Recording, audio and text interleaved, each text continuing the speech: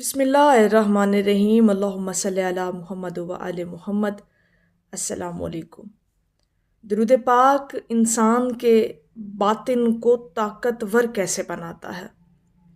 آج کی ویڈیو انشاءاللہ تعالی ان لوگوں کے لیے بڑی خاص ہونے جا رہی ہے جو درود پاک کی کثرت کرتے ہیں اور درود پاک سے محبت کرتے ہیں، اور وہ لوگ جو ابھی سے اس سفر سے جو ہے وہ شروع ہوئے ہیں اور درود پاک کو اپنی زندگی میں شامل کر رہے ہیں، چاہے کم تعداد میں ہی صحیح۔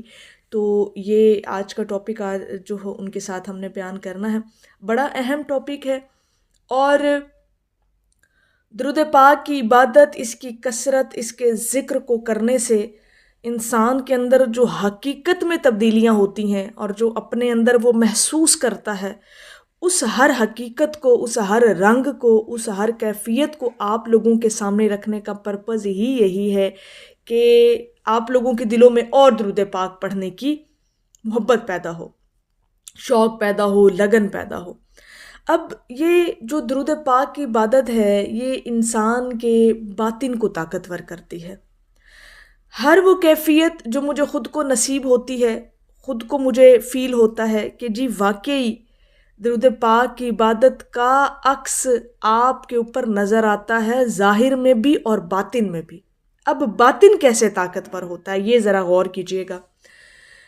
باطن اس طرح سے طاقتور ہوتا ہے کہ مشکلیں جتنی بھی آ جائیں، جتنی بھی ٹینشنز ہوں، ڈپریشنز ہوں، سٹریسز ہوں آپ کی زندگی کے اندر، آپ کو فیل نہیں ہوتا، آپ کا باطن اندر سے اتنا سٹرونگ ہو چکا ہوتا ہے درود پاک پڑھنے سے کہ آپ کو فیل نہیں ہوتا کہ باہر کے حالات کیا ہے۔ آپ کا دل، دماغ اور روح کا جو ایک کنیکشن بن جاتا ہے، ایک جو سیمیٹری بن جاتی ہے ان کی آپس میں، اس کی وجہ سے آپ کو باہر کے حالات جو ہیں وہ بالکل بھی محسوس نہیں ہو رہے تھے کہ ہمارے اوپر اس طرح کی کوئی مشکل ہے، یا یہ ہمارے آنے والا کوئی ایسا مسئلہ ہے، یا ایسی کوئی ٹینشن ہمیں جو ہے وہ مل رہی ہے یا ہمیں آئے گی۔ تو انسان پرسکون رہتا ہے۔ کیوں؟ کیونکہ اس کا باطن طاقتور ہو چکا ہے، اور باطن کو طاقتور کرنے والی سب سے خوبصورت اور سٹرونگ اور پاورفل جو عبادت ہے وہ درود پاک ہے۔ درود پاک آپ کے باطن کو طاقتور بناتی ہے۔ اس کی عبادت جو ہے درود پاک کی، یہ آپ کی روح کو طاقتور بناتی ہے۔ تو اس کا نا ایک اور بڑا آپ محسوس کر کے دیکھیے گا کہ آپ کا باطن واقعی ہی طاقتور ہو رہا ہے۔ آپ تنہائی پسند ہونا شروع ہو جائیں گے آہستہ آہستہ۔ آپ کو ہجوم سے، محفلوں سے وحشت ہونے لگ جائے گی۔ اگر بالغرض آپ کسی محفل میں ہوتے بھی ہیں، گیدرنگ میں ہوتے بھی ہیں، تو آپ جو ہے نا وہ اس چیز کے اندر اپنے آپ کو ایڈجسٹ نہیں کر پا رہے ہوں گے۔ آپ کہیں گے کہ بس میرے اندر جو ایک سکون ہے نا، میں وہ سکون لینا چاہتا ہوں۔ وہ سکون اب آپ کے اندر ہے، آپ کے باطن کے اندر ہے، آپ کا باطن سٹرونگ ہے۔ اور آپ یہ بھی کبھی آزما کر دیکھیے گا کہ بے شک آپ کے پاس کوئی بھی نہیں ہے، آپ اکیلے بیٹھے ہیں، تنہائی میں بیٹھے ہیں، تو آپ کو یوں لگے گا کہ جیسے پورے کائنات کی خوشیاں اور سکون اور جو ایک لائف کے اندر جو ایک بڑا آپ کو فیل ہوتا ہے کہ جی سب کچھ ہے ہمارے پاس۔ اور نہ ایک عجیب سی فیلنگز آپ کو آئیں گی کہ جیسے آپ اللہ تعالیٰ کے ساتھ بہت قریب ہیں، آپ حضور علیہ الصلوۃ والسلام کی بارگاہ کے بڑے قریب ہیں، اور وہ جو تنہائی ہے وہ آپ کو وحشت کی صورت میں نہیں محسوس ہوگی کہ آپ تنہا بیٹھے ہیں اور آپ کو لگ رہا ہے کہ جی میرے پاس تو کوئی بھی نہیں ہے اور مجھے بڑی گھبراہٹ ہو رہی ہے کہ میں اکیلا کیوں بیٹھا ہوں یا بیٹھی ہوں۔ نہیں، اب آپ کا باطن سٹرونگ ہے۔ آپ چاہے 2 گھنٹے 3 گھنٹے بھی تنہا بیٹھ لینا، آپ کو فیل نہیں ہوگا۔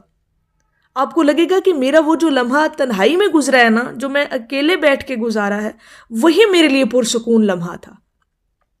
جب لوگوں کو سے ہم کلام نہیں نہ ہوئے، جب تک آپ اور لوگ آپ سے ہم کلام نہیں ہوئے، تب تک آپ وہ جو لمحہ آپ نے گزارا، آپ کو وہ لگے گا کہ جناب یہ ہمارا لمحہ جو ہے نا پرسکون تھا۔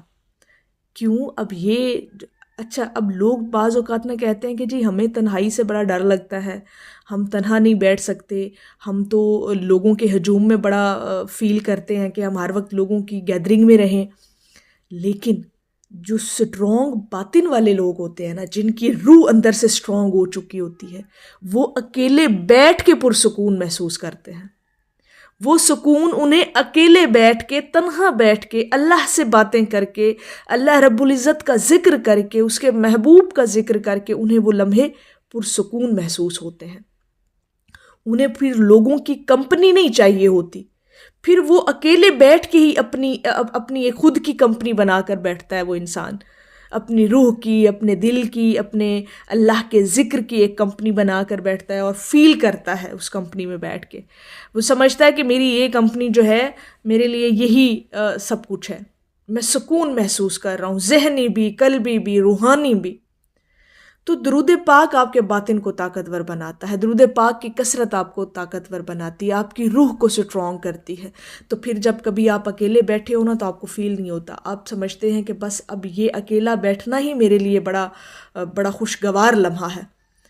اور درود پاک کی کثرت انسان کے اندر نا آہستہ آہستہ یہ چیزیں پیدا کرتی ہے، اور انسان آہستہ آہستہ اس طرف آتا ہے کہ وہ محفلوں سے تھوڑا سا دور ہو کر نا اپنے آپ کو ٹائم دینا شروع کر دیتا ہے، اپنے آپ کے ساتھ وقت بتانا اسے اچھا لگتا ہے۔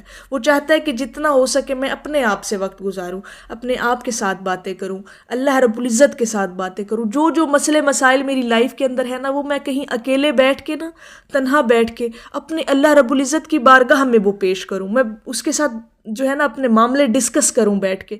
تو وہ جو اس کی باتیں ہیں نا، وہ جو ڈسکشن اس کی اللہ رب العزت کے ساتھ ہوتی ہے، اس میں وہ سکون محسوس کرتا ہے، اور یہی چیز آپ کی روحانیت کو پاورفل بناتی ہے، سٹرونگ بناتی ہے۔ اور یہ سٹرونگنس کیسے آتی ہے؟ یہ درود پاک کی کثرت سے آتی ہے۔ کر کے دیکھیے گا، آزما کر دیکھیے گا، درود پاک آپ کچھ عرصہ پڑھ کر دیکھیں، یہ چیز آپ کے اندر آپ کو فیل ہوگی کہ آپ اکیلے بیٹھیں، آپ اکیلے بیٹھ کے اللہ کا ذکر کریں، اللہ سے باتیں کریں، اللہ سے اپنے مسئلے مسائل ڈسکس کریں، اور پھر پرسکون ہو جائیں۔ اور پھر وہ جو آپ کی روحانیت کے اندر جو ایک خوشی پھیلے گی آپ کی روحانیت کے اندر، پھر وہ آپ کے ظاہر پر محسوس ہوگی۔ پھر لوگ آپ کو دیکھ کے پوچھیں گے کہ آپ بڑے خوشگوار نظر آ رہے ہیں، آپ کا موڈ بہت اچھا نظر آ رہا ہے۔ پھر لوگ جو ہے نا وہ آپ کے اندر کی خوشی کو محسوس کرتے ہیں کہ یہ بندہ بڑا خوش ہے، اس کو لگتا ہے بہت کچھ مل گیا ہو۔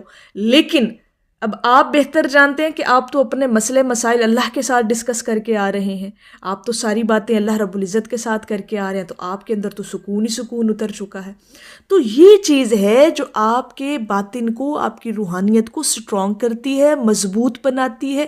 اور یہ کیسے ہوتی ہے؟ یہ درود پاک سے پاسبل ہے، درود پاک کی کثرت سے یہ آپ اس کو کر سکتے ہیں، ممکن بنا سکتے ہیں۔ تو اپنی روح کو طاقتور بنائیں، اپنے باطن کو طاقتور بنائیں، اور درود پاک کی کثرت کے ساتھ بنائیں۔ انشاءاللہ تعالیٰ یہ چیزیں آپ بھی اپنے اندر فیل کریں گے۔ میری اللہ رب العزت کی بارگاہ میں دعا ہے کہ اللہ پاک آپ کو اور مجھے ہر وقت اور ہر سانس کے ساتھ اپنے نبی علیہ الصلوۃ والسلام پر درود پاک پڑھنے کی توفیق عطا فرمائے۔ آمین یا رب العالمین۔ اور آخر میں ہے کہ جن کے لعاب دہن سے کڑوے کنویں میٹھے ہو جائیں، ان کی گفتار کا عالم کیا ہوگا؟ ایک دفعہ محبت سے پڑھ لیجئے، صلی اللہ علی حبیبہ محمد و آلہ وسلم۔